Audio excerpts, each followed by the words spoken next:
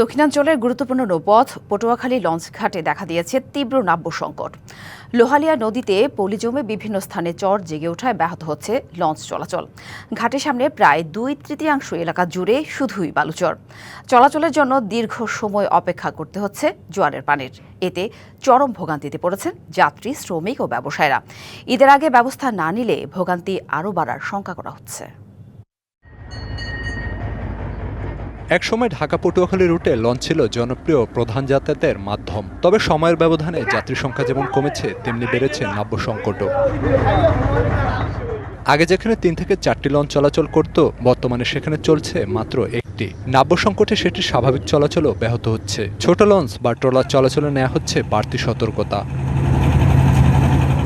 Launch টার্মিনালের সামনে মাসের পর মাস ড্রেজার দিয়ে মাটি কাটার কাজ চললেও সুফল মিলছে না বলে অভিযোগ স্থানীয়দের।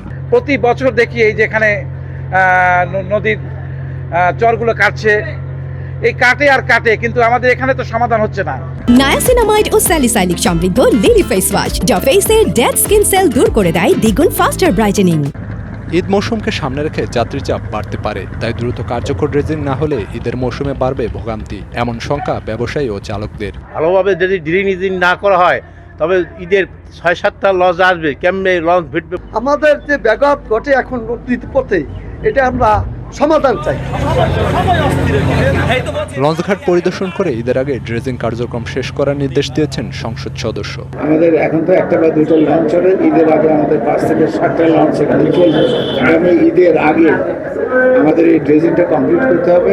ঈদের আগে নাব্য সংকট অনেকটাই কাটিয়ে ওঠা সম্ভব হবে বলে আশ্বাস নদীবন্দর কর্তৃপক্ষের। যখন বর্ষা মৌসুম আসে তখন বর্ষায় কিন্তু মাটিটা আবার এই পাশে যে বাঁকটা আছে এটা ধুয়ে আসে, বা ক্রমান্বয়ে সিল্টেশন একটা প্রাকৃতিক প্রক্রিয়া।